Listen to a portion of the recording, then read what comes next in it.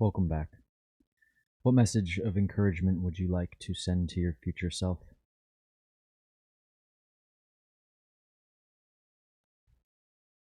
It's a curious question, right? A person whom I love very much and I think is just one of the most beautiful fucking human beings out there told me about this guy who I had no knowledge of prior to him telling me about a little bit about his story. He was Twitch's first big streamer, and his name is Reckful.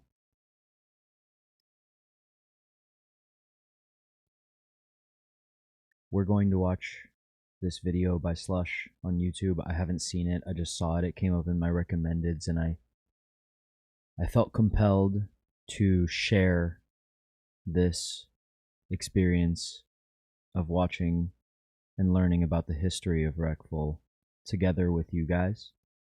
So I'm going to turn the light off and I'm going to watch this, and I'm going to mute my mic probably and I'll chat, but we're going to watch this together because I want to know more about the history of this guy.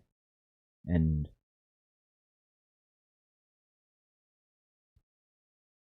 suicide is a really big topic that isn't talked about enough. And it's a problem that I've dealt with like a lot, having suicidal ideation or suicidal depression and just feeling like I'm not worth it, or I'm not good enough, or I don't belong here, or I'd be better off dead, or everyone else would be better off without me. So I'm gonna turn the light off and I'm gonna play this. You don't have to hang out or watch this whole entire thing, but I'm going to. And yeah, I love you guys. Thank you so much.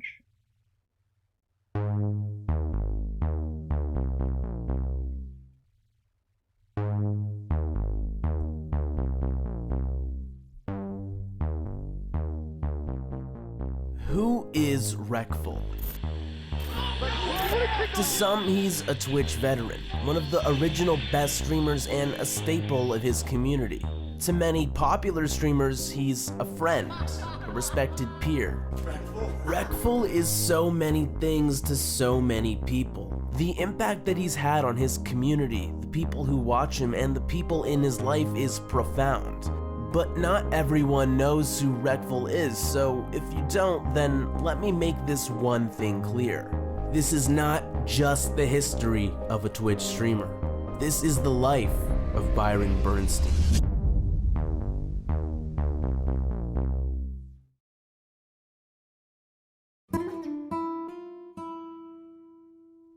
Our story begins on May 8th, 1989, when Itamar and Judith Bernstein have their third son, Byron, the youngest after his two older brothers, Guy and Gary. When Byron was 2 years old, the family moved from Israel to America. His brothers, more than 8 years older than him, grew up in Tel Aviv, but Byron would spend his formative childhood years in California. His family had a great deal of influence on the kind of person that he would grow up to be. His father was a lawyer, a writer, and spoke multiple languages. His influence taught Byron to value intellectualism and ambition, and his brothers introduced him to a world of video games and technology that would change his life in ways that none of them could imagine. When Byron was only 4, his older brother Guy let him play the game Doom, hacking the final level so that he could actually beat it. They also introduced him to the Super Nintendo, where he would play one of his favorite games of all time, Secret of Mana. But it wouldn't be until 1999 that Byron would get his first taste of the massive multiplayer online genre, the very same genre that would one day come to define his career. See, his middle brother Gary had this idea of taking the Pokemon IP and turning it into an MMO, and in order to do that, he would need some experience with playing one.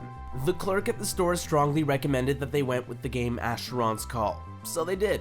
And with that simple, impromptu decision, Byron's life was put on a path that would one day lead to him becoming Reckful. He made an account under the name Antiparazzi, a play on words in Hebrew, and with his terrible dial-up internet, he was off on his first massive multiplayer online adventure. Acheron's Call was an MMO that focused a lot on combat, which of course meant fighting other players. See, in this game, you could identify yourself as a player killer, or a PK. And if you were a PK, then you were free to attack any other player that was also a PK. And as such, they were free to attack you. And Byron Bernstein, well, he just happened to be a PK. Over time, Byron would become the best player in the game by far, and he was known for his ability to defeat pretty much anyone that he encountered. To this very day, an Urban Dictionary entry exists under the name Antiparazzi that shows this message.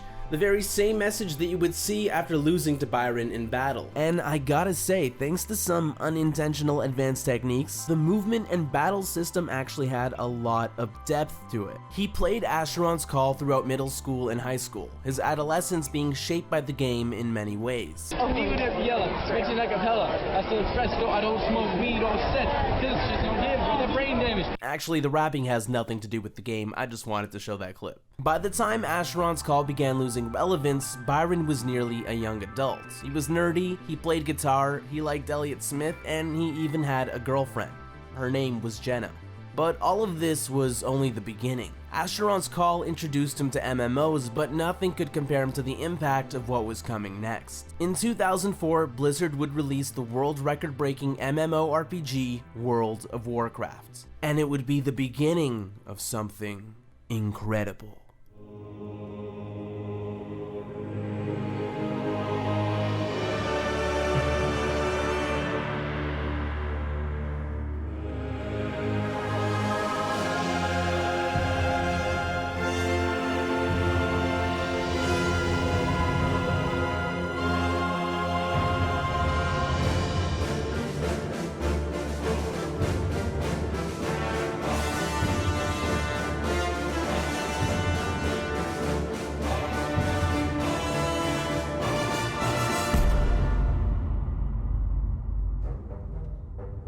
World of Warcraft took the popular Warcraft series and made it into a gigantic, explorable RPG game, filled with quests and raids and players from around the world. There was so much to do, so many areas to discover, so much content to enjoy, and Byron absolutely didn't really care for it.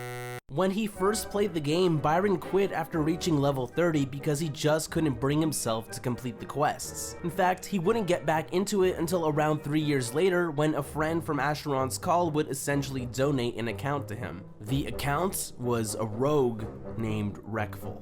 But it wasn't so that he could play the campaign. What held Byron's interest was the additional player versus player mode known as Arena. See, Arena is a competitive team versus team game that takes place in an arena.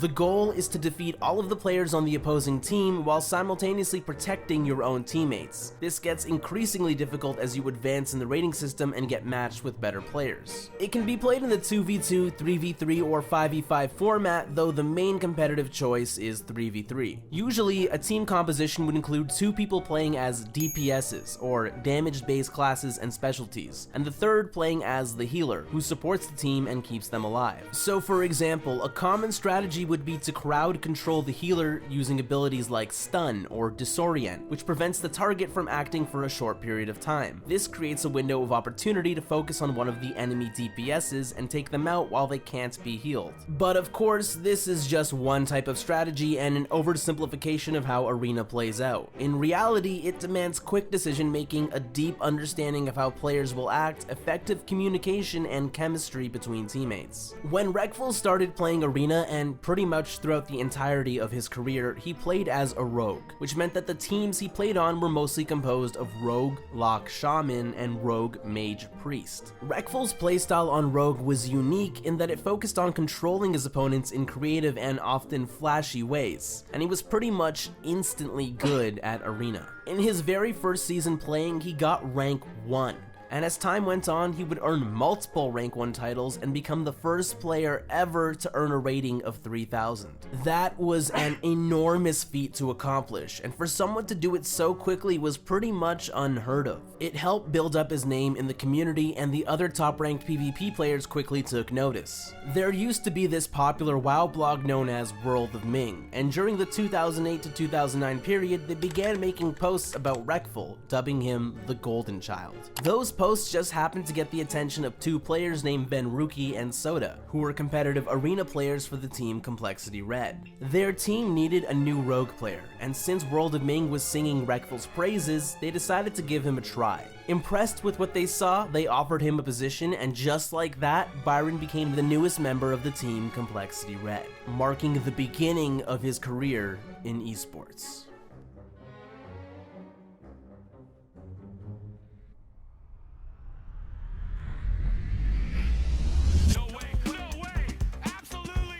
Let's go ahead and listen in on Complexity Red. With Complexity Gaming, Reckful got to compete around America at multiple MLG tournaments. At their first event, the team finished in 3rd place, and what's more impressive is that they defeated every single other team that had a rogue player on it. Between 2009 and 2011, they managed to achieve multiple top 3 placings at these events, including a 1st place finish at the 2010 MLG Pro Circuit in DC. And for many people, these events were their first chance to see what Byron was like in person, whether that be through attending the events or through tournament coverage that would get posted onto YouTube. But see, back then, the esports industry was not quite what it is today. It was a lot more common for players to financially get the short end of the stick. During his time with Complexity, Reckful earned a whopping salary of $0 from the team. And as part of their contract, they also made sure that Byron was not allowed to post his own WoW videos onto YouTube. Instead, Complexity Gaming would post them on his behalf. And that turned out to be a pretty sweet deal for the organization, because in 2010, Byron made his first compilation video, Reckful 1 Shadow Dance, and it went on to become one of the most viewed World of Warcraft videos of all time. The video single-handedly rocket launched Reckful into mainstream World of Warcraft fame.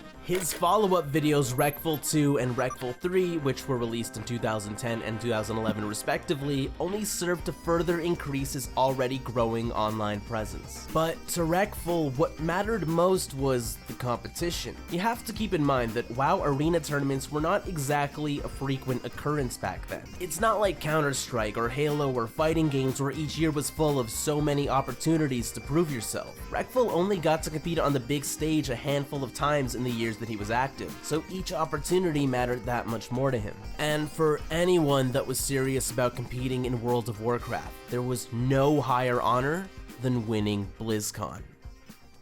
It's the WoW players' version of the Super Bowl. It is the biggest event.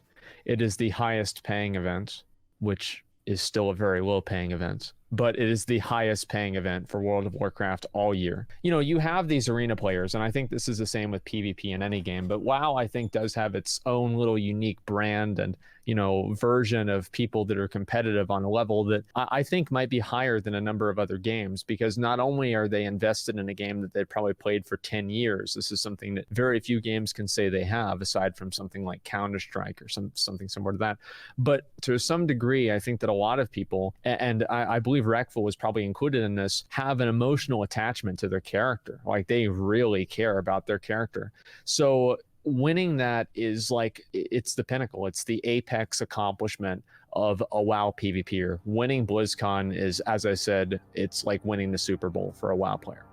In order to get invited to BlizzCon, one's team needs to earn a top 8 spot in a server known as the Arena Tournament Realm. That qualifies them for a regional invitational tournament where the top 2 placing teams there go to BlizzCon. It should come as no surprise that in the Arena Tournament realm, Reckful and his team had earned the number 1 spot that season. But for one reason or another, Reckful's teammates couldn't attend the regional, which meant that if he wanted to attend BlizzCon, he would have to create a new team with new teammates and once again make top 8 in the server to qualify for regionals. Doing this meant that he had to forfeit his rank 1 title, which was a big deal, but in exchange he would get a chance to qualify for BlizzCon and win the whole thing. He finds good teammates, and together they do manage to qualify for the regional, the North American BattleNet Invitational of 2011. If they can make top 2 at this tournament, they will be invited to compete at BlizzCon. First up, Reckful's team faces off against a team known as Special Tactics, and right off the bat, they lose. But the tournament rule set was double elimination, so if they can just make it to grand finals, they can still secure a top 2 position. They press on through the losers bracket and eventually make their way to losers semifinals, where they would once again come face to face with Special Tactics, the team that beat them in round 1. And their rematch would live on in infamy. Special Tactics' strategy at this tournament was to abuse a rule that allows teams to win based on total damage output. This rule usually didn't exist at tournaments, but Blizzard made an adjustment to the rule set specifically for BlizzCon. So while the other teams were focused on eliminating players, Special Tactics was trying to run the clock and win based on total damage output. Right as each game started, their team would immediately create distance and try to keep that distance for the next 25 minutes. And Reckful was particularly upset by this strategy. To get to this moment, he forfeited his rank 1 title and entered the regional with people he never usually played with, just so he could have a chance to win BlizzCon. But now, standing in his way was a team that had already beaten him once in bracket and was using a cheesy and frustrating strategy to win.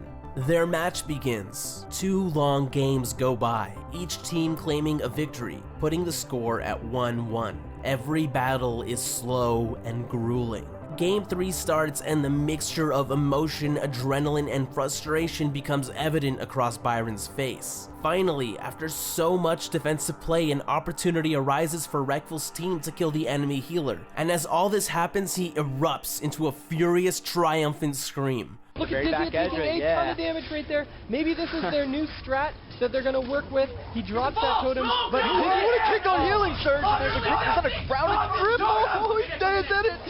Wow, no grip peel from Reckful. Alex trying his best to peel, but the team of Complexity really coming out strong here on Dizzy. And Dizzy going down to 15k, absolutely nothing left.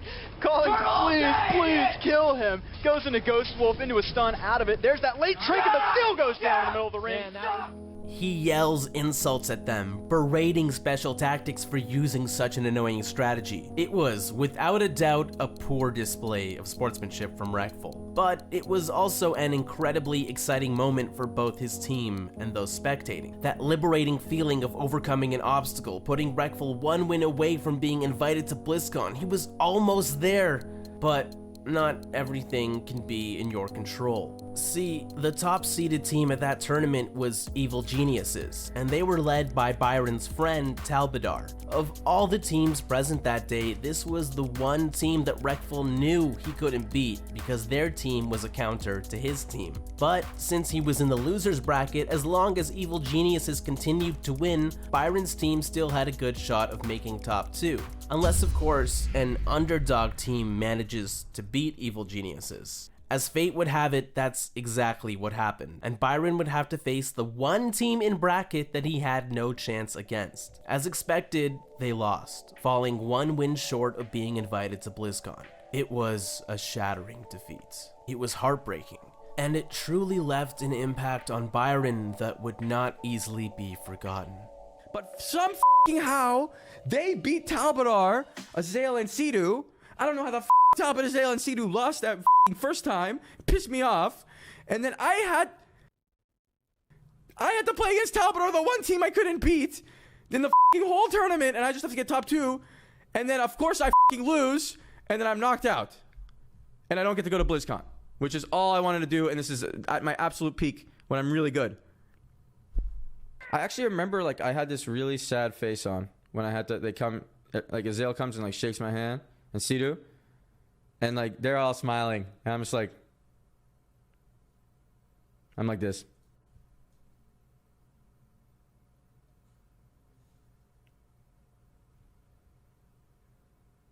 It was really sad. I wanted to win it so bad.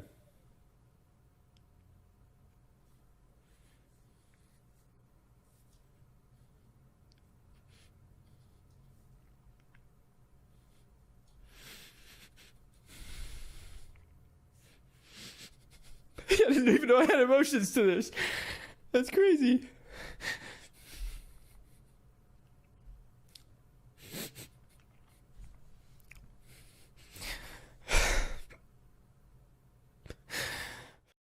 After being dealt such a crushing defeat, at the age of 22, Reckful retired from competing in World of Warcraft.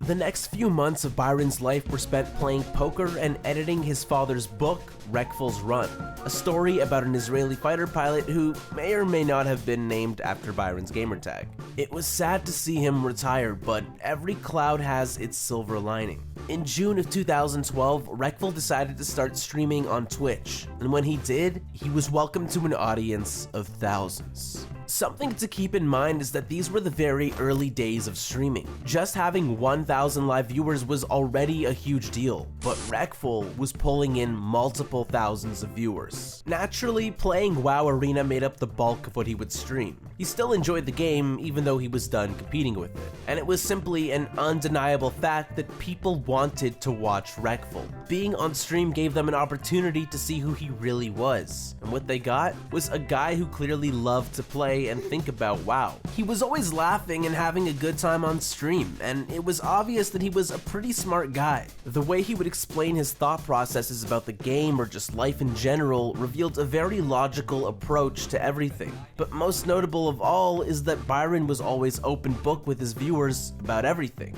He simply shared what was on his mind with little to no hesitation. By doing this, he allowed his viewers to feel closer to him and understand who he really is. And it turned out that Reckful was this mixture of a wise teacher and a totally goofy idiot. No big screens, no HBO, tomato, potato.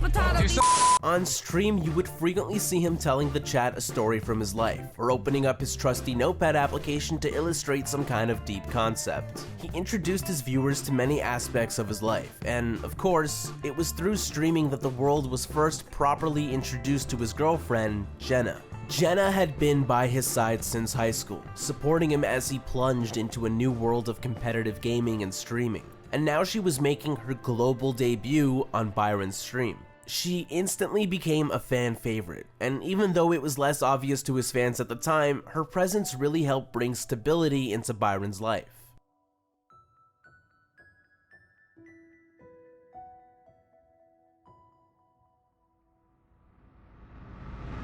Reckful was without a doubt an innovative player in World of Warcraft, but I think just as many would agree today that he was also one of the most innovative streamers on Twitch. See, in 2012 you could only make money on Twitch through subscriptions, but Byron had a better idea. He famously realized that he could just link his PayPal and ask for fan donations, and in exchange he would display the donator's message on the stream for a few seconds. Sound familiar? That's because almost every streamer on any platform today does this, but Reckful was the one that popularized it. And of course that eventually turned into streamers receiving crazy big donations.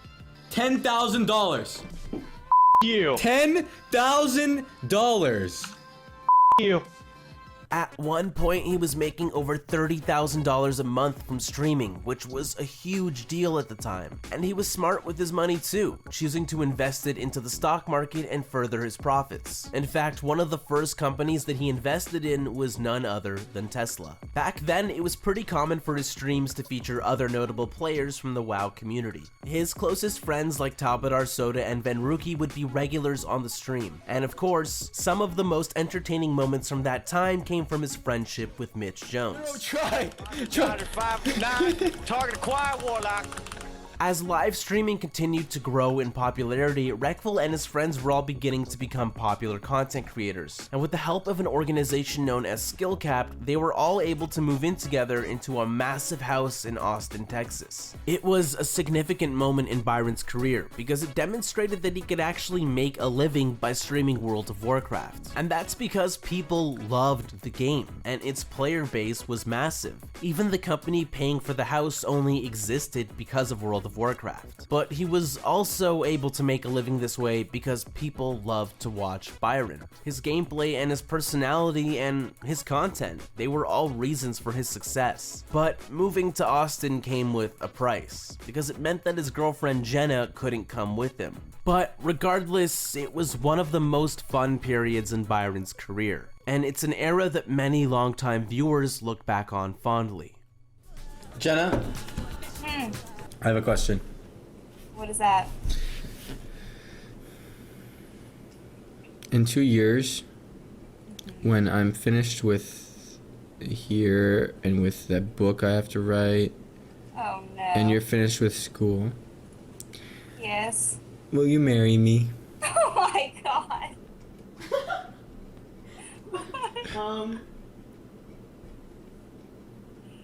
Duh. Really? Yes. For sure you'll marry me? Yes. Oh, that was easy. It sounded harder in the movies and stuff. Practically married already. After a little over a year of streaming World of Warcraft, things on Byron's stream got a little shake-up when he started playing a new game. In late 2013, Blizzard released the beta for their new game called Hearthstone, and it fit Reckful perfectly.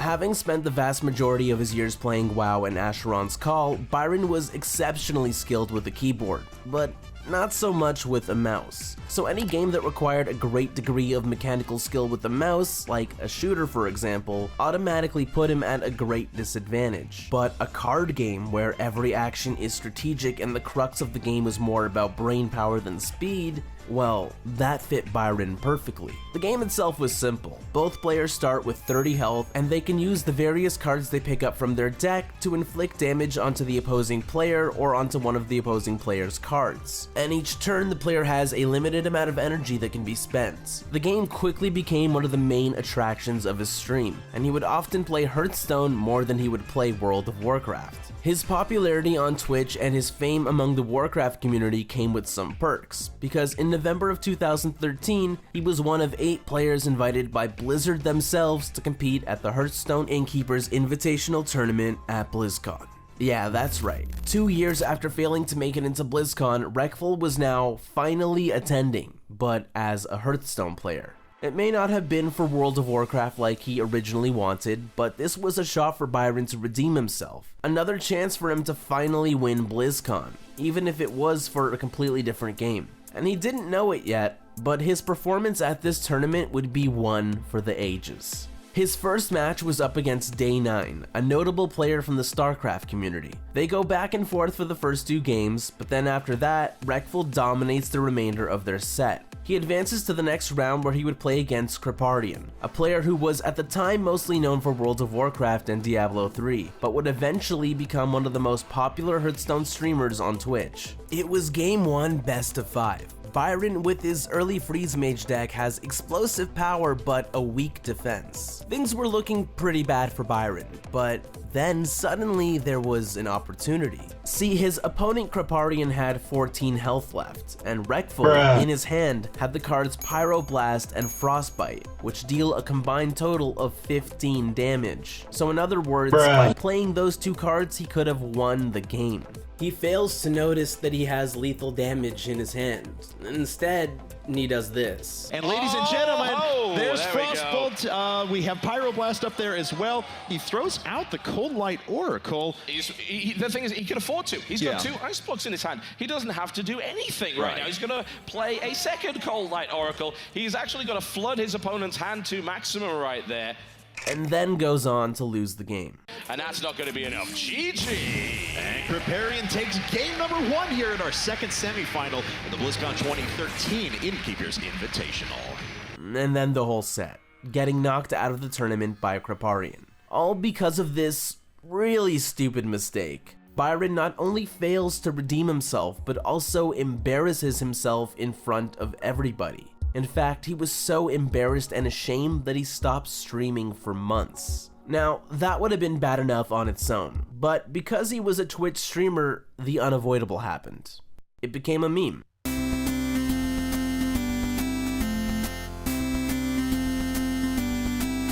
Well, you get the idea. People were memeing on him hard. Okay, just a little more. 33, so each fire is 11. 11 plus 4 equals... It's Pyro... Come on!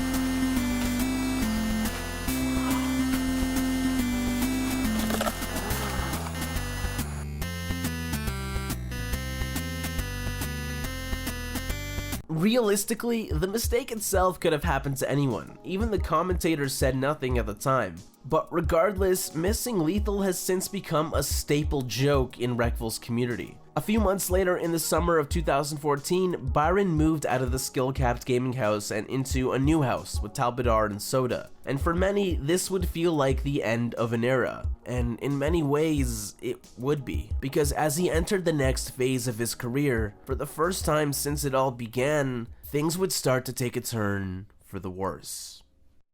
Oh, Zombie Chow hits him for 5. Yeah. Oh my god, I'm so wasted. I'm actually drunk, guys. God damn it. That game was bullshit. That was BlizzCon all over again. It's very sad for everyone. Don't worry. It's fine. We'll play another one. Delete that from your memory. Oh, Tides, you might have Lethal. Okay. Look, she doesn't even want to sit on us anymore because we missed Lethal. Oh, damn. Oh, damn. Just imagine tuning into Byron's stream and seeing him being super touchy-feely with a girl that's very much not Jenna. From the clip, it seems like she doesn't want to be seen this way on camera either. She continuously tries to keep her face hidden from the stream. And then of course there's that last bit where she goes, Her name is Morber Please, or Michelle, and this wouldn't be the only time that her and Byron appeared together on stream doing stuff like this.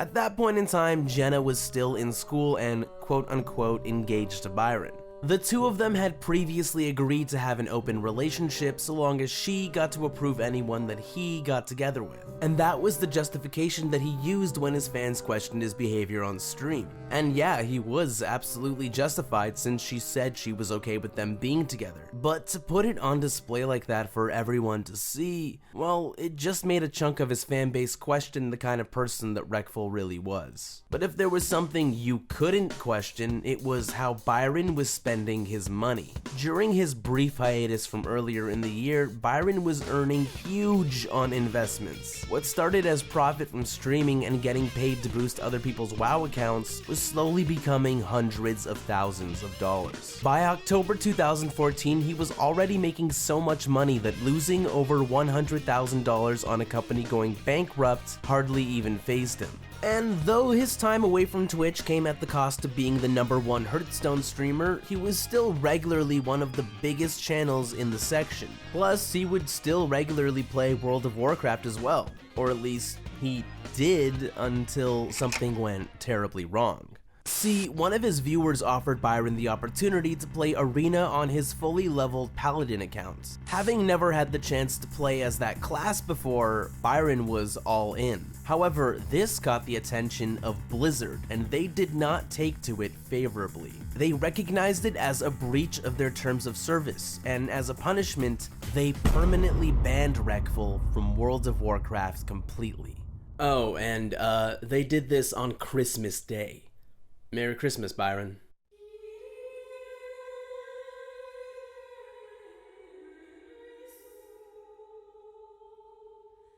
Byron was suddenly barred from playing the game that he loved and that held so much significance in his life. Blizzard's reaction to all of this seemed unfair. They claimed he was trying to boost the rating of an account that wasn't his, but that clearly wasn't the case. However, on the flip side, he had been quietly boosting people's WoW accounts while off stream for quite some time now. So in some ways, he was well overdue for a suspension of some kind. But a permanent ban?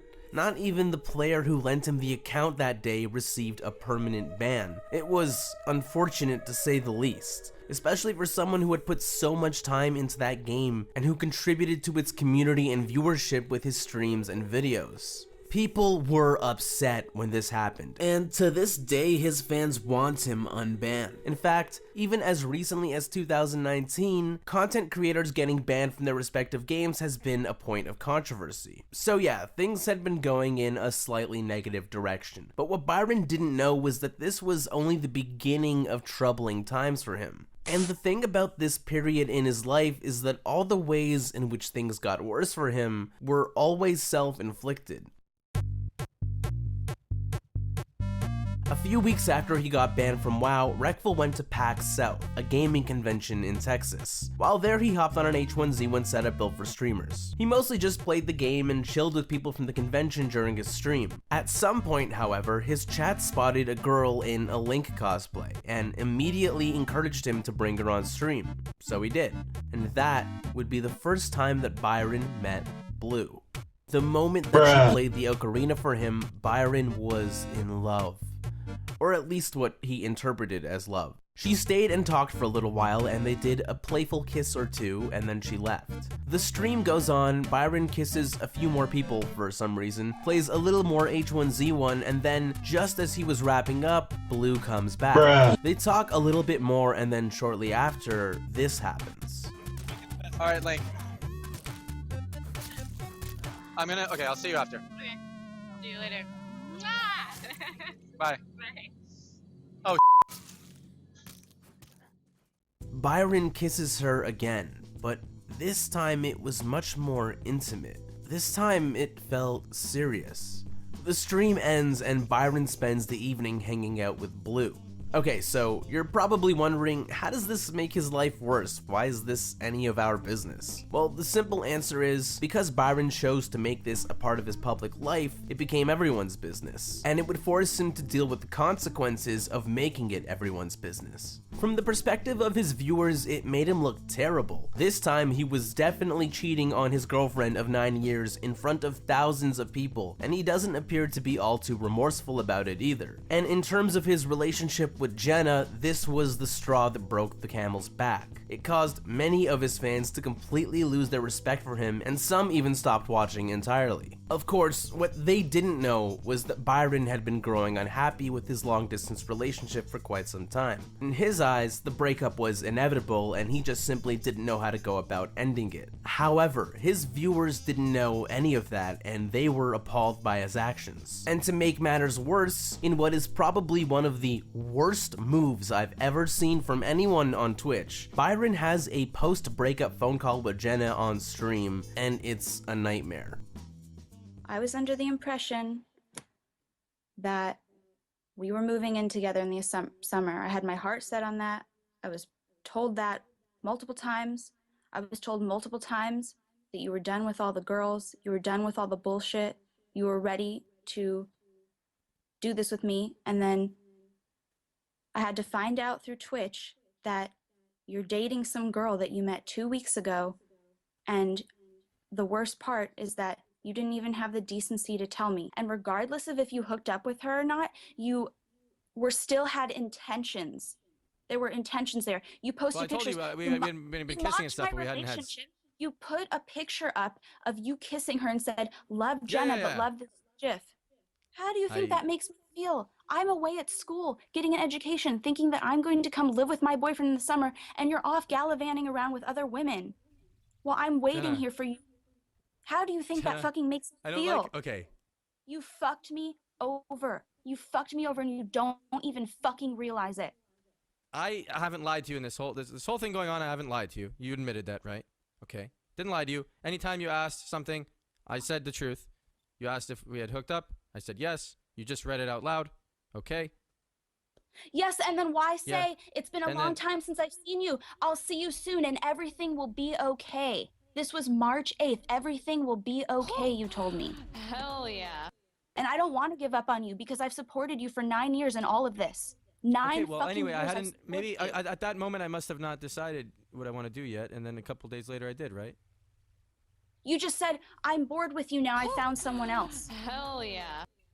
That was literally that's really mean, but that's me telling you, right? That's a nice fucking way to say to somebody, your girl of 9 years, to say, I'm just bored of you. I don't want to be with you anymore. That's a really great way to tell somebody that you don't like them anymore. Jenna, I'm trying to do whatever I can do to make it. I'm trying to do whatever I can do to make it better. I got you a plane ticket here so we could actually see each other face to face. There is no way to break up with somebody you've been with 9 years and not seem like you're fucked up. She loves me. She's gonna be sad no matter how the fuck I do it. I can't. There's no way to break up with you and you not be sad. What am I gonna do? I could I could fly you here and I could hug you at the airport and you could cry that and while you're leaving, you're gonna be sad as fuck. I could talk to you on the phone for 6 hours. You're sad as fuck. No matter what I do, you think I'm lying about some shit. I'm not lying about anything. I told you. That's not. I mean, you admitted it. Okay, what? I don't know what else to say. You've hurt me in more ways than I can. I literally am so fucked up from this, from your behavior. Yeah, no matter what, no matter how I did it though, you would have been fucked up. It's not like there's no magical way that unless I. Yes, I would have been fucked up, but I would have been way less fucked up and had a lot more fucking respect for you as a human being. You've straight up lied to me over and over again that I don't even know what to believe anymore. That's just not true. Hell yeah. I did not But lie also, to you. not Point out only one. that- Point out one single situation where I lied to you. Here, let's pretend it's a court of law. Point out one fucking situation I lied to you one time. I'm not letting you manipulate me right now. Point something I'm out. sick of the Point something out. manipulation. Grab your text messages. Do whatever the fuck you want. Point out one time I lied to you in the last year. I'm Do it. not dealing Let's with see. manipulation Let's see if you can do right it. now. I'd love I'm to leaving. see you do it. Hell yeah. Great. Okay, because you bye. can't I'm do it. done with the Because you can't do it. Because you. Okay.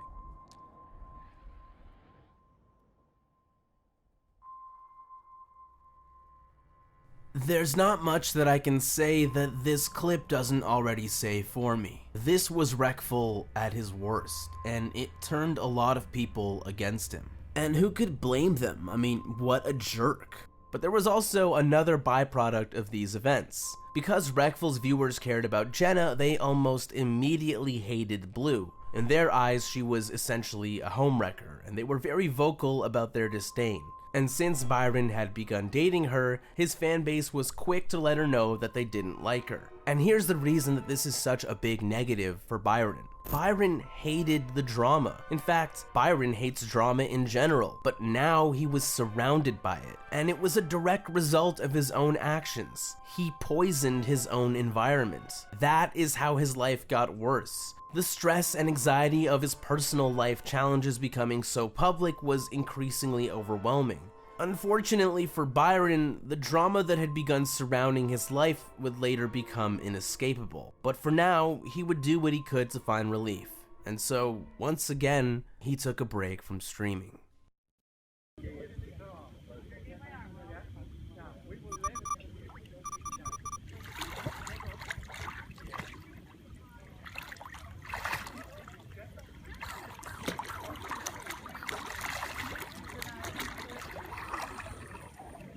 After his hiatus, Byron was refreshed and ready to start streaming again. Given everything that happened earlier that year, Byron was looking to avoid getting into any more controversies. But you know, he just really seemed to have a knack for it. And so it wasn't long before he landed himself in some hot water due to his unprofessional behavior while commentating an online Hearthstone tournament. Definitely. Yeah, so now Swipe gets less sick. If that knife didn't hit though, he would go face and get by Swipe. And it would full clear. Whoa. What's going on? I didn't see that. I was playing Final Fantasy VII. That's interesting. Like if you play Knife Juggler, Knife Juggler, abusive, and you would actually attack the keeper. Oh, sorry. Screw it. Everyone will play every other team at least once, or just once. I think that's the guaranteed round robin play. Okay. Well, Reckful's kind of preoccupied, I guess, right now answering. Oh, sorry. I was asking something about. No worries, what we're bro. doing. I got you. I was like tossing it to you a little bit. The sheer frequency at which Reckful was becoming attached to Twitch drama and general controversy started to have this secondary effect, where people just assumed that his channel was the place to be if they wanted to be at the center of the next big drama. So in other words, it attracted viewers that were there for the wrong reasons. And unfortunately for Byron, not only were they correct, but it made everything that happened to him get even more attention than it otherwise might have. And that only made it harder for him when Blue broke up with him that October. Acting out of hurt and frustration, Blue got vocal about her grievances with their relationship on Twitter, tagging Jenna in many of the tweets. For the people that already didn't like her, this was seen as justification to support their stance. But for Byron, this whole situation was miserable. He just wanted to stream video games and enjoy himself, but instead his personal life was constantly the subject of everybody's judgment. Perhaps that's just an unavoidable consequence of fame. Paparazzi culture would suggest that this type of thing is bound to happen, but I personally think it has more to do with Byron making his personal relationships a public spectacle. Though he prides himself on his authenticity and willingness to be open about his life, it came at the cost of having boundaries that are necessary for a healthy relationship. Now, at the time, he had been doing some variety streaming, but Hearthstone was still his main game. But he no longer dominated its section on Twitch like he once did. That title now belonged to a streamer named Masan. Yeah, if I picked the glyph, I would have just played it right off. I would not have kept it, just like I have. Looks like Masan is just dominating the Twitch TV scene. 16,000 viewers. Masan's firing shots. How can he fire shots at me? I wonder what he says when he fires shots. What does he have to talk shit about? Damn, like, that guy doesn't view bot. He should show his ad revenue page.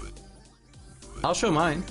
Because the ad revenue page is just, if he doesn't run any ads, it's just the ads from people actually coming in your stream and it doesn't count view bots. So I'll show my ad revenue page on my stream and he can show his. And he adds 3 times my viewers. So we'll see if that adds up. Okay. So yeah, I only have 600 subs. Okay, $2,500 in ad revenue. October. So you should have 7.5k in revenue, Reckful. I don't know exactly if he has 3 times more viewers than me, but he definitely has a lot more viewers than me all the time, right? So you should have a big number in there. He had 2.6k. See? There you go. Watch. Let me load up Twitch right now. Twitch TV directory all. Who's the #1 streamer on Twitch? Masan SC. You know, how can you not get some real viewers? So he ends up getting as many real viewers as, like, me, but most of them aren't real. I don't know. What if he actually doesn't know he has viewbots in his thing and someone's viewbotting him every day? That'd be interesting. During this time period, viewbotting was a serious problem on Twitch, and publicly exposing a streamer for doing it addressed a greater issue on the platform. But it also said a lot about Byron as a person that he would even call out Masan like that in the first place. He doesn't like seeing someone get away with lying. In fact, he resents fakeness in all of its forms, especially streamers who lie to their audiences. That's one of the reasons he's so open and honest about everything in the first place, because he would rather be vulnerable and real than fake. However, it also shows that he's prideful and that it bothers him that Masan was unfairly beating him in viewership. Eventually, Byron confronted Masan while on stream, but he continued to deny any allegations. However, in spite of his denials, Masan was later permanently banned from Twitch for doing exactly what Reckful claimed. In terms of controversies, this was the first time in a while that Reckful was on the positive end, and things were finally getting back to how they used to be on his stream. In fact, things on his stream were more fun than ever, because now his close friend and fellow streamer Mitch Jones was regularly appearing on stream together with Byron. The two of them had some of the most entertaining and genuinely funny streams of Byron's career. And Mitch was more than just a streamer friend to Byron. They were close friends that had known each other for years, and Mitch was someone that Byron knew he could trust. But Mitch was known for doing stupid and reckless things, often at Byron's expense. In early 2016, Byron and Blue were back on better terms, and out of great generosity, Byron bought her a brand new $30,000 car. Learning from his past mistakes, he chose to keep it hidden from the stream.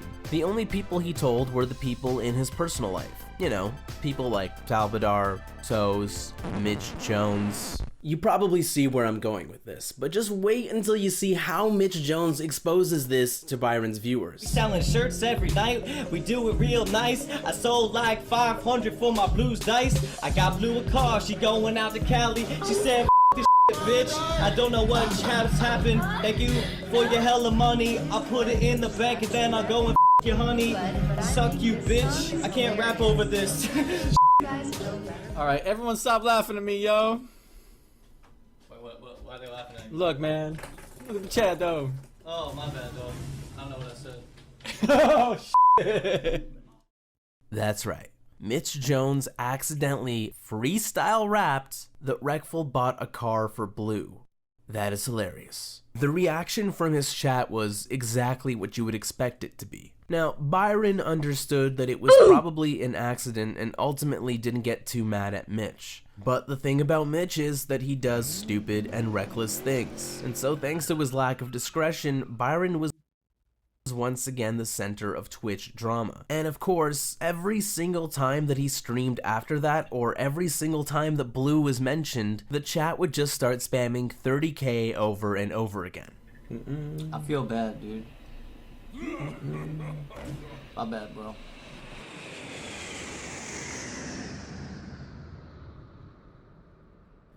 For Reckful, 2016 was a year that saw his channel evolve and expand into new audiences. And a big part of that was the release of Pokemon Go. When the game came out, it momentarily took over the world, and that was especially true on Twitch. It seemed like everybody wanted to see their favorite streamer play the game, and that, of course, included Reckful. And something to keep in mind is that even as recently as 2016, Twitch was a very different place than it is now. One of those major differences being the lack of a just chatting section. See, back then, you pretty much had to be streaming video games. There was even a requirement that the majority percentage of the stream be of gameplay. So because of that, streams were pretty much confined to bedrooms or tournament venues and things like that. But Pokemon Go changed everything. Now, a streamer could be out on the street with their friends and having adventures in real life while still technically meeting the gameplay quota. This style of streaming would later become known as IRL streaming, which stands for in real life.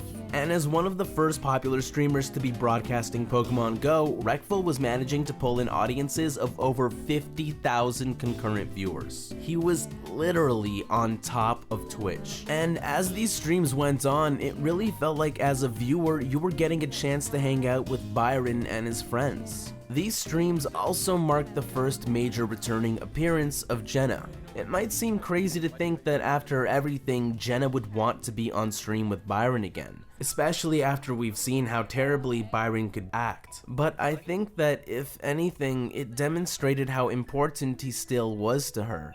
Byron is far from a perfect person, but he had since shown remorse for how he handled things with Jenna. And I like to think that part of the reason that she was willing to spend time with him again was because she recognized his desire to be better. But back to Pokemon Go. The game was so popular that it helped put his stream out there to an entirely new audience, and it was a breath of fresh air to those who had grown tired of the same old sit-at-home routine. And that doesn't just apply to the viewers. Byron himself was thoroughly enjoying these streams and the opportunity to change things up. Now, as some of you might remember, Pokemon Go was a fleeting fad, which meant that these IRL streams could only last for so long. But when he was back at home, he was still keeping things fun and interesting. Like the time he won a $6,000 bet against his friend and owner of Tempo Storm, Reynad, by beating him in Super Smash Bros. Melee. Or how about the time Melee All-Star Mango got drunk with Reckful on stream? I have a lot of juice here. A lot of juice, bro. So I love this. This is my favorite. No, don't do that right away. No! It's too late, dude. Let's go. I killed this guy, No, bro. if you dropped this guy, they would have given you a fireball, bro. Oh no. Dude, look, they love that shit. They love it. Drop the 6, I guess. Oh, someone's a fuck? Yeah. You can ping that. Oh, let's go. 3-1, no, dude! No. Shit, man! Summon this guy too for no reason. Man! Byron was having some of the most fun times of his life in 2016, but of course, there was still one small problem. Mitch Jones. I've already pointed out how the watchful eye of Twitch chat has been problematic for Reckful's personal matters in the past, but what you need to understand is that for some Twitch streamers, it's how they stay relevant. See, a lot of Twitch viewers love to follow any kind of controversy. It happens on YouTube, it happens on Twitter, and it always gets attention. And Mitch Jones was the kind of streamer that often catered to those crowds. Naturally, since Reckful and Mitch were now living together, he would get sucked into the drama that Mitch created. Now, since Byron hated that type of thing, he had slowly gotten better at setting up boundaries for himself. Like, for example, when he was planning a trip to California to visit Blue. He told Mitch about it privately and specifically asked him to keep it a secret from his viewers to avoid drama. However, it just so happened that the day he was planning to visit Blue also happened to be Mitch's birthday. Mitch assured Byron that he didn't mind, but then came the actual day. Mitch, on his birthday, starts up his stream, and he's in Byron's room, something he knows Byron would usually be upset about. And he starts saying stuff like this. It's my fucking birthday. I just turned 24. Wait, Byron's with you guys, right? Who's Byron? Who's he chilling with? So keep in mind, this whole time I've told him where I'm going and who I'm with, and he said he was gonna be fine on his birthday. And this is just all, I don't know what this is. This is all like, I watch this and I'm like, what is going on, dude? What is it? Okay, I mean, is he like with his parents or catching Pokemon or what's up? I mean, I don't actually, dude, I literally woke up and the Jew was gone. That's all I know. Well, he didn't tell you. I mean, I was asleep all day because I've been pretty emo. Here, gave you one last time. I don't know, man. That really pissed me off. Every time I talk to him about it, he's like, dog, I was just being funny, you know? But I feel like there's being funny, and then there's being funny while making your friend look like a total asshole and not saying you were joking. You know? Like, what the fuck? I just want him, if he could fess up that he, like, was actually being mean and sincerely, and it sounds like he really means it, then that's something. You know? Look at what Mitch is doing here. He's taking advantage of his friendship with Byron to be more relevant. Again. And now look at how Byron reacted to it. He couldn't understand why his friend would do that to him.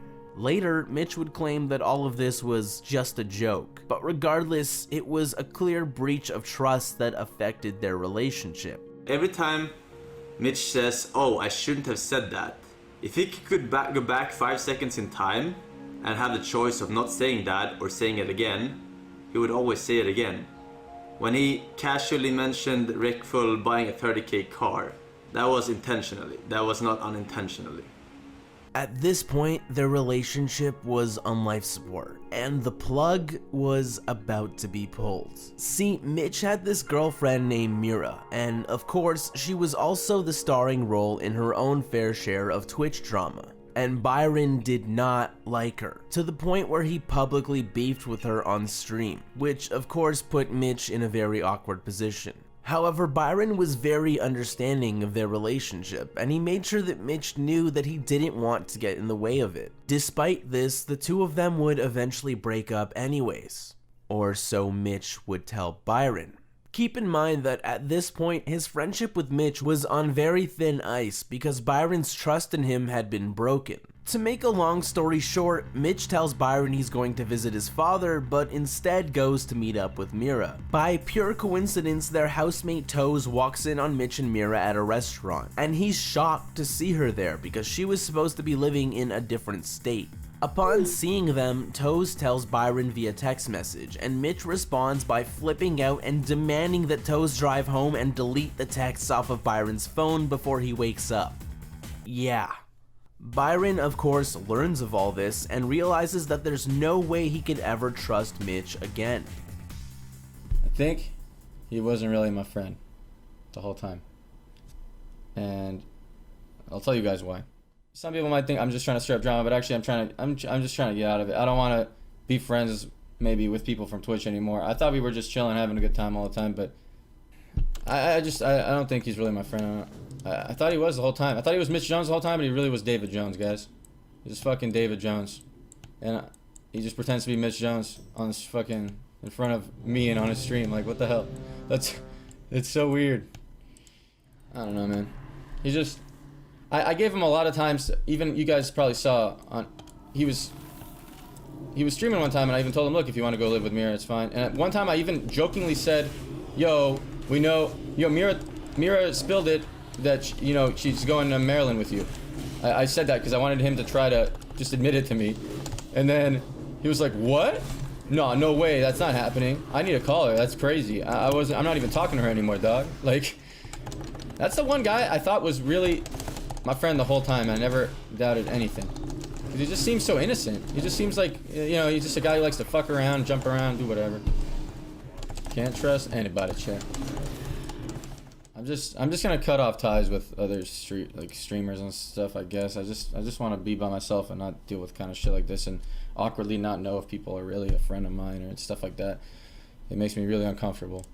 I just rather have friends around who aren't involved in Twitch anyway, you know. This changed the way he viewed his friendships forever. Maybe all these people he thought cared about him were really just there to use him, for his money, for his fame. And it came with the difficulty of losing someone that he once believed cared about him. An experience like that can be extremely difficult for a person to recover from. Try and put yourself in his shoes. Imagine finding out that your best friend just likes you because they're using you.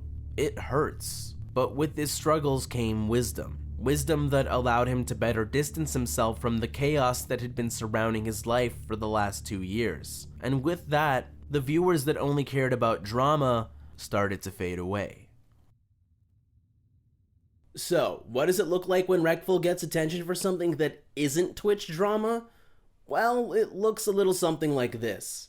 Apparently, there is a new way to meet and greet on social media. Users craving interaction are now actually watching people eat. It's called social eating, a live streaming platform on Twitch, which was known for gaming until now. This broccoli does not look tasty. Would you eat that? The funny thing is that Reckful was never really a social eating streamer to begin with, but that didn't stop him from becoming the CBS broccoli guy. Now, it would be inaccurate for me to say that Byron's career was 100% drama-free after he parted ways with Mitch. Like, for example, there was the time that he got bitch slapped by Trainwrecks TV at BlizzCon 2016. I could go into more details about it, but honestly, I don't think it's really of that much importance. At the end of 2016, Twitch recognized the popularity of IRL streaming and decided to drop the gameplay quota and give the format a dedicated section on the website. And as 2017 began, this would become Byron's go-to style of streaming. These streams always felt like an adventure. Reckful would befriend strangers or take the day into unpredictable places. My phone's at 11, we gotta get back to the boat. Operation Boat. Wait, maybe I'll just swim with my hands up. We can do this! We got this! Yes! I got you! Yes! You won't give way!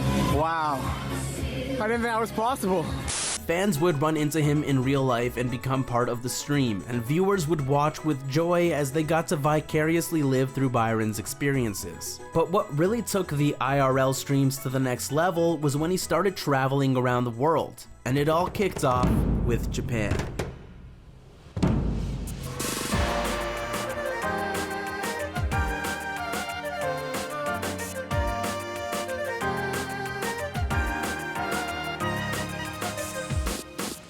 One of the things that made these streams so incredible to watch was how he would begin to build a crew of friends that accompanied him throughout the trip. And the fact that it was all happening in Japan just made it so much more interesting. I feel like we went away from the good area, huh?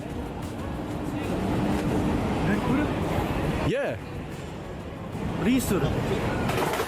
What's your name? Risuru. That's your name in chat? Yeah. Have I talked to you before? Yeah. I have? Wait, spell it. Oh, yeah, I have not. Lethal. Lethal. Hi. Lethal? Fuck you! Yeah, I need a gum, mate. You speak perfect English.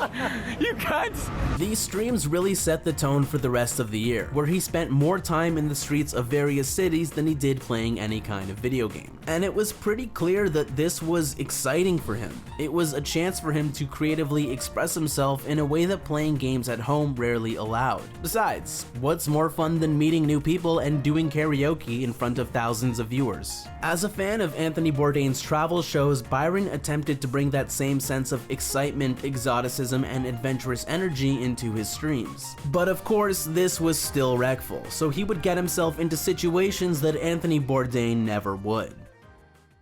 Ask the ladies behind you if you can eat their ass. Hello. They're British. Can you stop? Oh, they understand? They understand. Oh my god. You guys are too loud. I have to leave. Oh. You're embarrassing me. Wait, you're leaving? No, I'm not done drinking. They speak English, Reckful. They're British. I didn't know. Wait, don't leave. She's leaving. At the very end of the year, he briefly visited Vegas and New York, but the streams there were mostly short-lived. And not long after that, Reckful would suddenly and completely disappear from Twitch for over a month.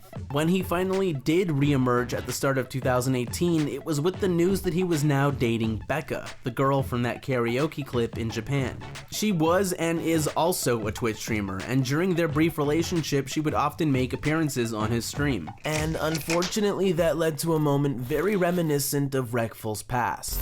But anyway, now that Twitch supported IRL streams and content that wasn't centered around gameplay, it allowed for Byron to get more experimental with his streaming format. This time it was with the addition of his new show, Tea Time with Byron, which was basically a long-form conversation between himself and a guest that took place on a fancy set. While this wasn't the most mind-blowing idea for a show, I feel it's worth mentioning because it speaks to who Byron is as a person. He likes to try new things and experiment with how he uses Twitch as a platform. Further down the line, he would experiment even more by running his own version of Shark Tank on his stream. Okay, I'll make you an offer. How much of your company are you willing to part with? If you guys do want a number, maybe 25%, maybe? I want 40% of your company for $10,000. I think I could do that. All right, it's a deal.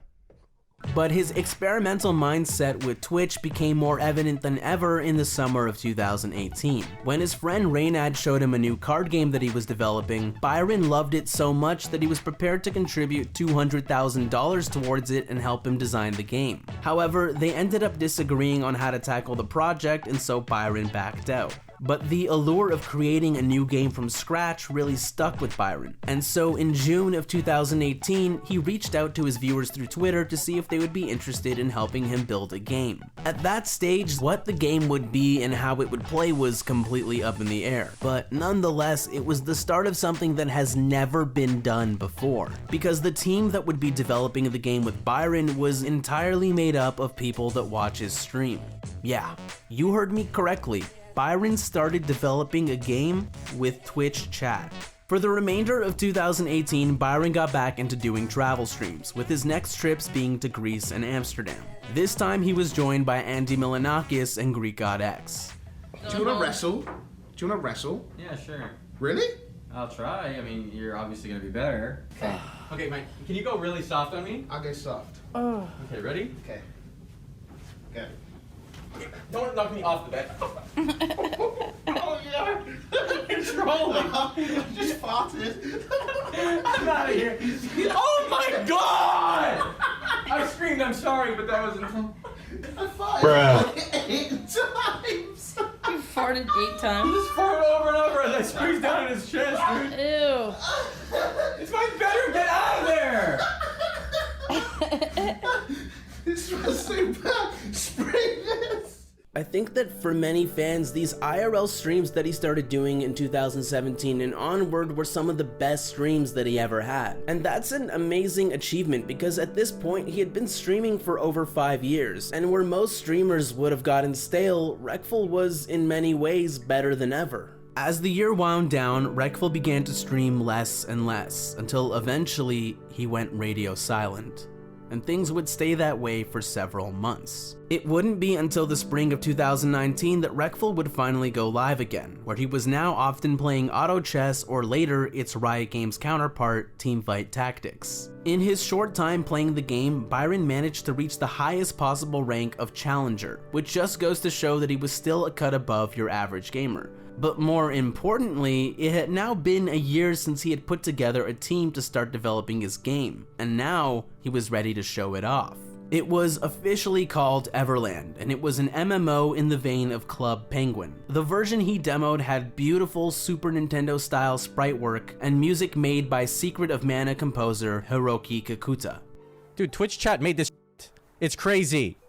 Yeah, you'll have a profile, and also you'll be able to collect like shit for your furniture for your house, mounts.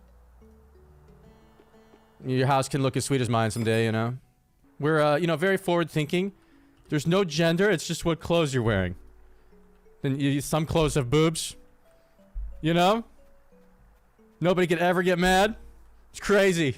I kind of just took all the elements of things I liked and put it together. So, I like the Super Nintendo, like, Secret of Mana graphics. Even got the composer from Secret of Mana made this song, right? And then, I like MMOs, because I like just talking and hanging out in the world. I don't really like grinding things, though. So, there's just gonna be, like, mini games you could get rated higher than other people or score higher than people, but not, you don't have to, like, grind something over and over. And then, housing, I think, is cool. Yeah, there's a casino. You know, I used to have... It's just in-game money, but, you know. There's poker. You can play poker against your friends within the game, so it's like an easy one-stop shop for doing whatever the fuck you want to do. It was really cool to see him come full circle and start making a game of his own. Of all the ways that Reckful has innovated streaming and how he uses Twitch, this idea was probably the most amazing. How many streamers can say that they built a full game with the people from their chats? It was pretty much unheard of. He reached out to a community that he built by himself, and now together, they're helping him fulfill a dream that very few people ever get the opportunity to realize. That is the essence of what makes Reckful so unique and so much fun to follow. Being a part of his community really makes you feel like you're connecting with him and that you're a part of his journey. That's something that can only happen when you're as authentic and open to your community as Byron has always been. And that doesn't just apply to his viewers either. Most of the big streamers on Twitch are themselves fans of Reckful in some way. Just watch any of the happy birthday videos that were made to celebrate him. We just wanted to wish you a happy birthday, bud. Happy birthday, my Jewish friend.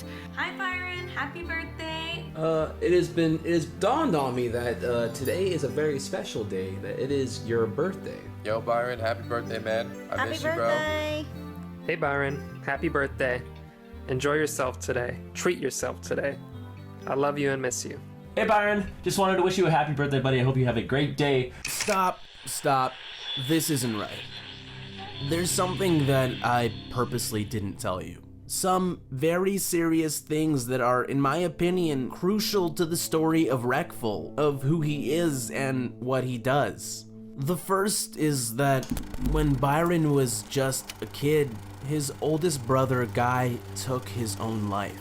Suffering from depression, he chose to overdose on his prescription Prozac.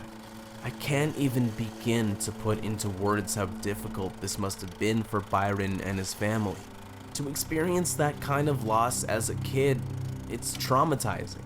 It shattered the life he knew, and it left his family fractured and incomplete. In his book, The Bone Box, Byron's father bravely describes this tormenting loss. So some of this is fictional. I'll give a little bit of preface. No, I'll just go right into it. I tossed and turned in bed, but couldn't fall asleep, as every night since my personal tragedy happened in midsummer of that same year. My son had been suffering from a severe depression for several months, and I did sometimes fear the worst. So when my wife called me at work on that evening and said that his room was locked and he wouldn't respond to calling his name and knocking on the door, death immediately reared in my mind and my heart palpitated with a pang. I shouted, "My son is dead," and I started sobbing savagely and uncontrollably. My secretary drove me home. Someone climbed to the rear window of his room and broke it, then immediately screamed to call the paramedics. Judy ran to Guy's room, the secretary following on the steps. Judy came out of the room crying hysterically, her pain throbbing around me. The paramedics came and she re-entered the room with them, but they could only confirm Guy's death. I howled even more, but did not have the strength of mind to even think about entering Guy's room. I ran up and down, back and forth in the house. I stood up again, sat again, lay down on the floor and twisted in all forms and directions, but I could not escape the terrible situation. I screamed for my son and hoped that he would immediately come out of the room. I saw Judy breaking out from Guy's room, dashing past everyone in the corridor, ripping out her hair, and rushing to her bedroom, door slamming behind her, and I still twisted around in frenzy. This is not true. How do I get out of this nightmare, my mind raged? Where do I hide now for eternity?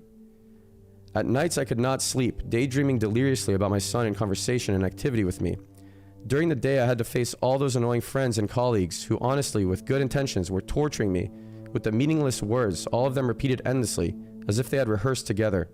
You have your family to take care of, as well as your police work. Be strong. As if I needed to be told all this. Were it not for these cursed obligations, I would emulate Guy's suicide and be immediately released from the pain. And anyway, how could I betray his memory by tending to things as meaningless and trivial as personal achievement, status, and career? The constant, unbearable, relentless pain weighing down on my chest like 100 tanks parked on it, and the need to perform work and other daily duties was now utterly meaningless. To watch people going places, coming back, talking and toiling for reasons that now completely escaped me. What is the meaning of all this hassle and tussle? I am dead, and these people continue their daily occupations, and I have to watch them and their utterly stupid ambitions and activities, to get rich, to be powerful, to do this and that. What for, as life has already ended? And why is it that I'm dead and they're alive? And why is it they have sons to continue their existence after they're gone? And where's mine? While performing my duties as a lawyer, I would feel sad, enraged, empty-headed, and exalted, concurrently or alternatively.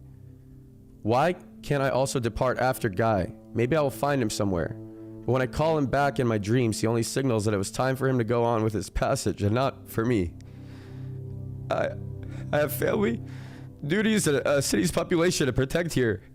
The same population who couldn't honestly give a fuck about Guy's death. Can anyone understand the city's treatment of me? As the weeks and months passed, black horror settled in my mind. My own darkness engulfed, sucked, and suffocated me. Inescapable misery constantly bashing my heart, gashing wounds of unbearable pain. Memories of my son melted my brain like butter in boiling vapor, driving me insane. And the worst was the impossibility, the absolute impossibility to run away and to vanish and disappear. There was nowhere to hide, except if blessed sleep came to me some nights after many hours of twisting in my bed. No appetite for food, for sex or achievement whatsoever. No ambition to make even the slightest advance.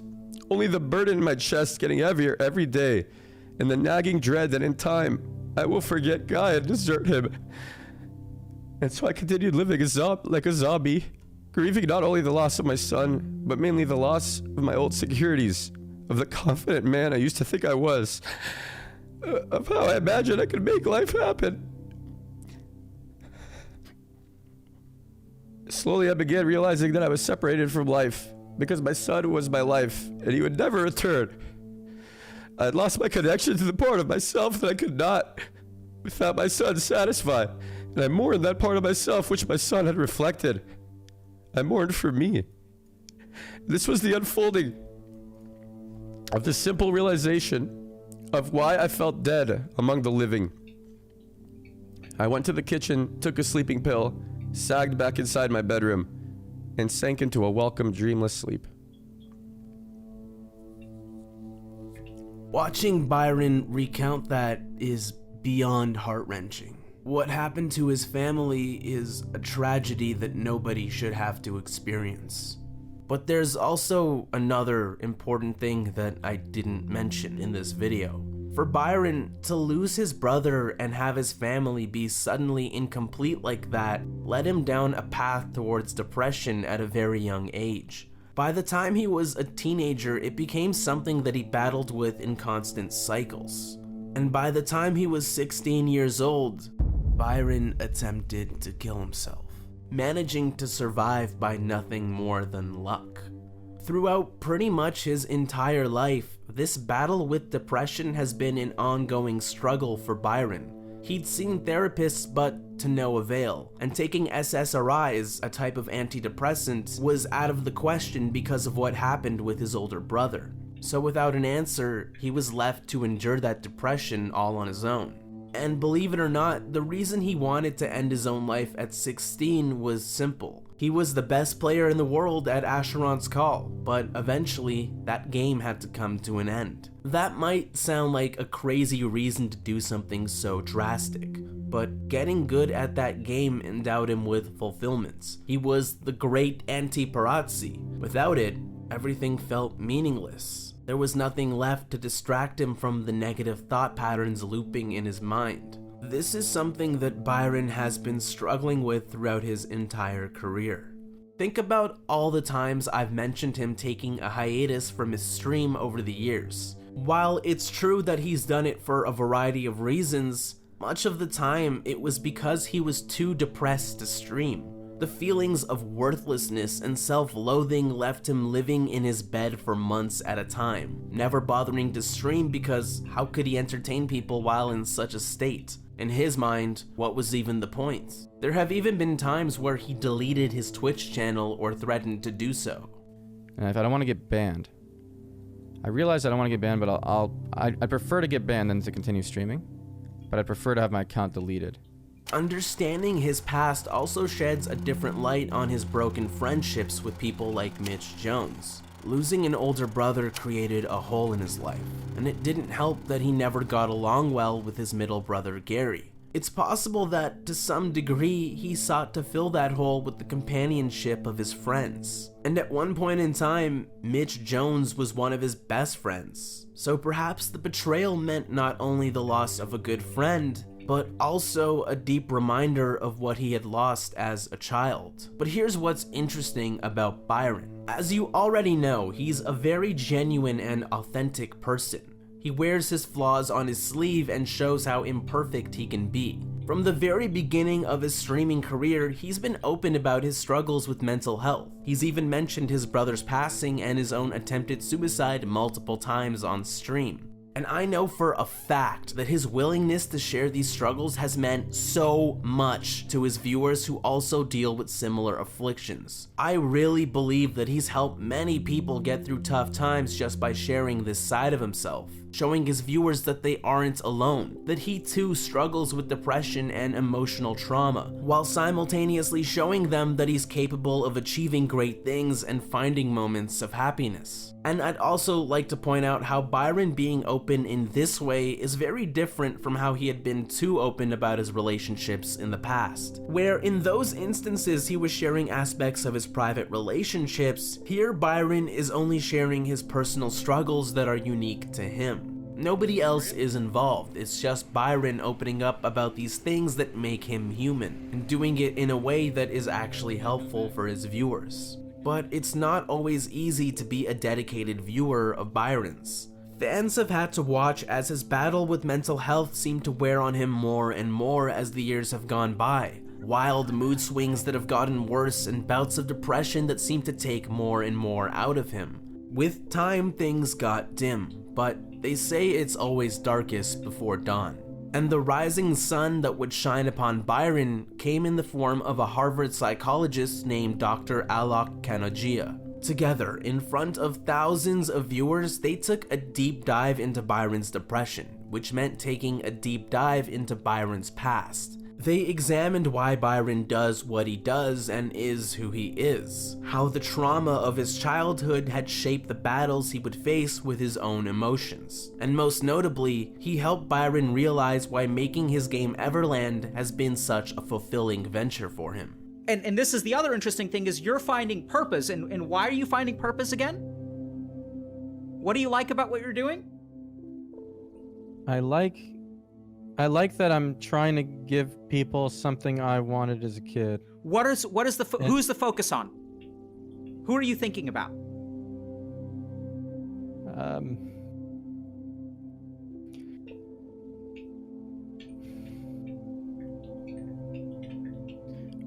Just people haven't experienced what I did. Yeah. So I'll tell you, Reckful. Listen carefully now. Your depression, you're trying to cure the depression that is growing within kids out there today. You're trying to protect them from what happened to you. Yeah. How does that feel?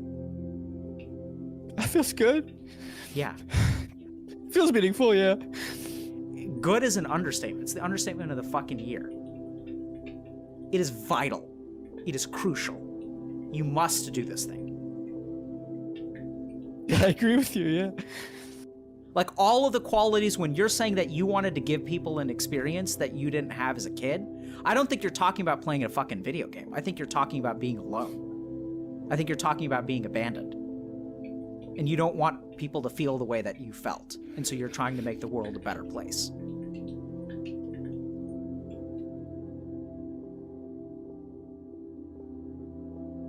Maybe. What are you feeling right now?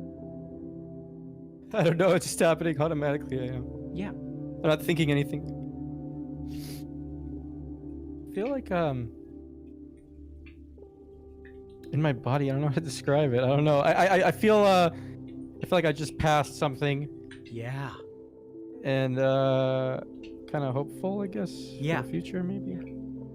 These conversations with Dr. K helped Byron start down a path to healing that he was never able to find before. And as 2020 began, for the first time in many, many years, Byron was actually beginning to be happy. How you been, man? Amazing. Really good. And I think it's pretty much thanks to you. I think everything started working out as soon as we started talking. It's not a coincidence. Just everything in my life is just working all the time.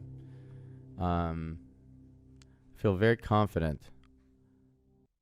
So now as this story comes to an end, it brings me back to the question that I opened this video with. Who is Reckful?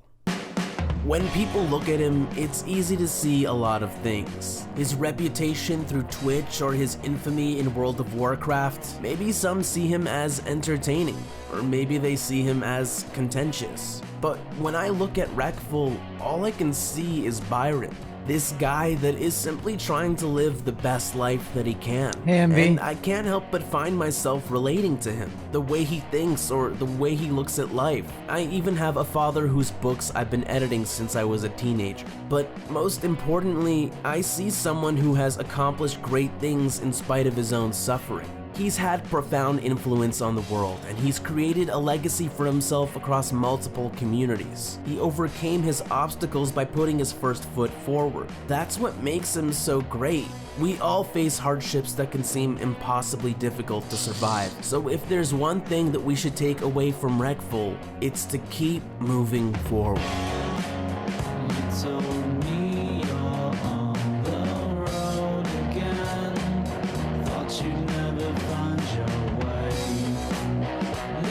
Time you've never gone so.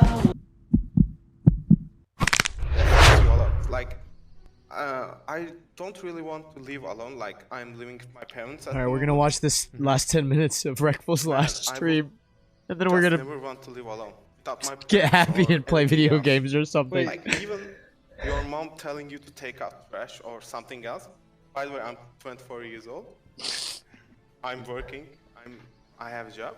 Yeah. So, I don't know, man. Like, do you think it's possible to be happy alone?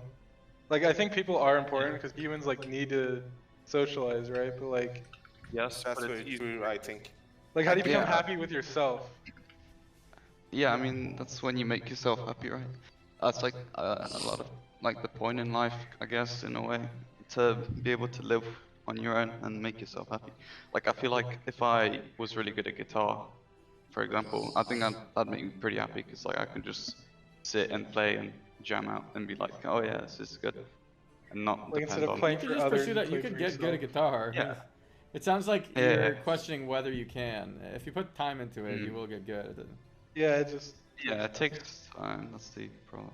I think A lot you of know, finger pain. A lot of And finger calluses. pain. Calluses that I bite off all the time.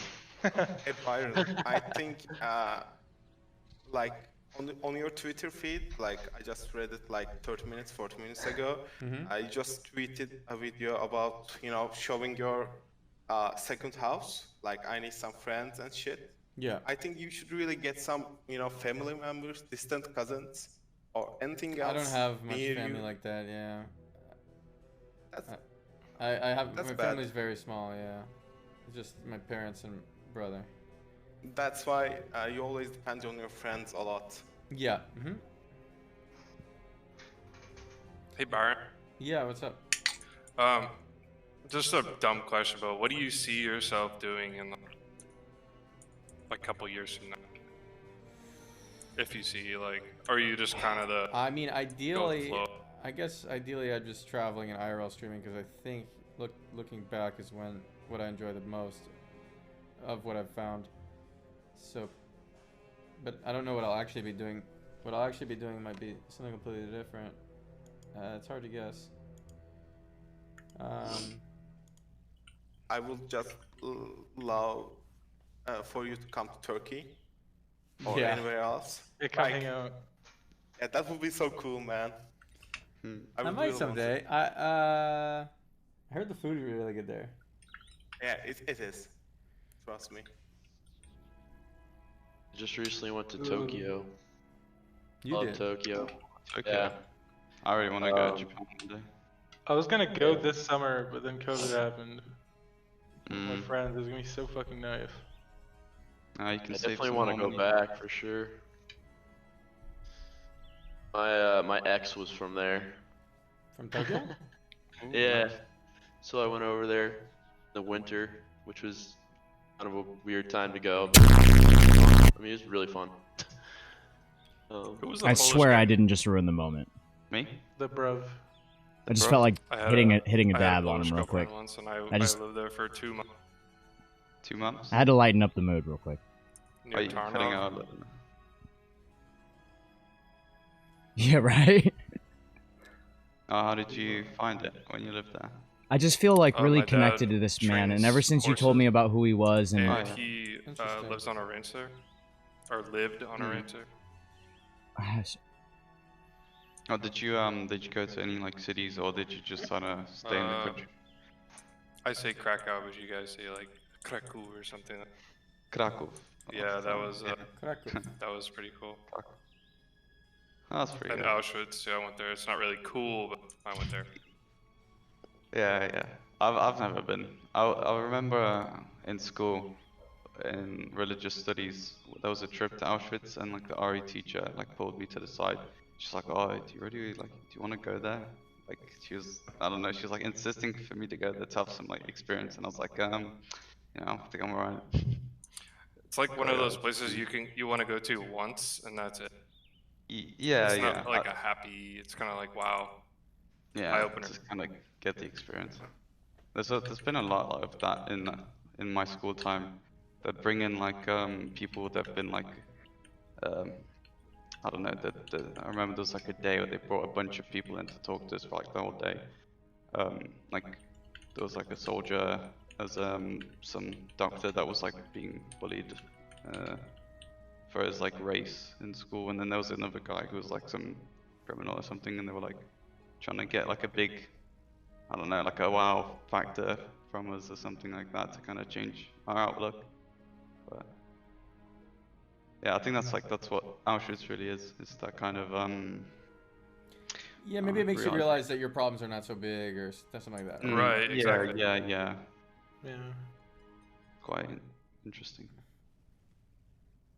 I recently, a friend I knew from WoW, he sent me a picture of his kid, and his kid's like, was just born, and I was looking at it, and then I had been worrying about random little things or like something with Everland, like, and then I was just looking at this new living thing that he like created out of nowhere, and it made me think that all the little things that I was worrying about were, pretty irrelevant in the big picture of life.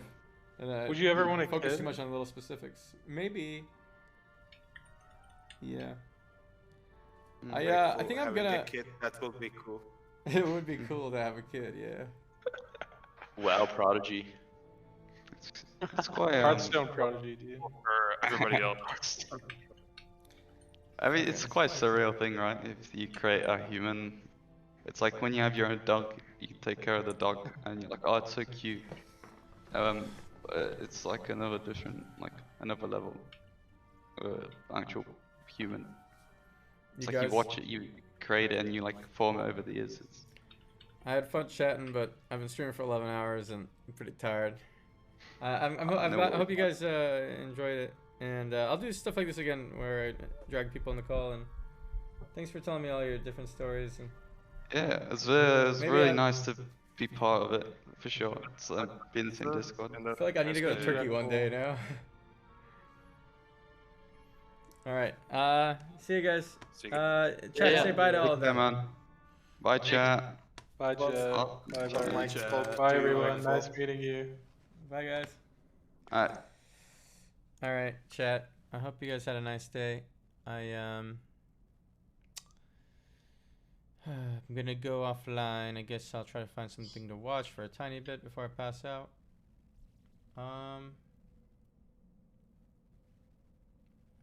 World stuff right now. Maybe it's all uphill from here, though. Everybody, we'll see. I will see you guys either tomorrow or the next day. Oh man. If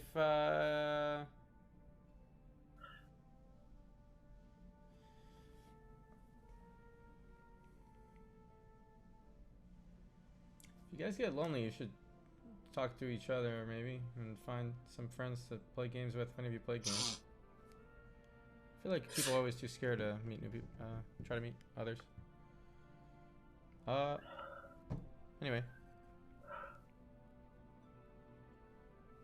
Goodbye, everybody. Like, yeah, I mean each other, yeah, in chat. Because you probably have, there's probably a lot of like-minded people in the chat at this moment, you know? Have a good night. See you guys tomorrow or the next day.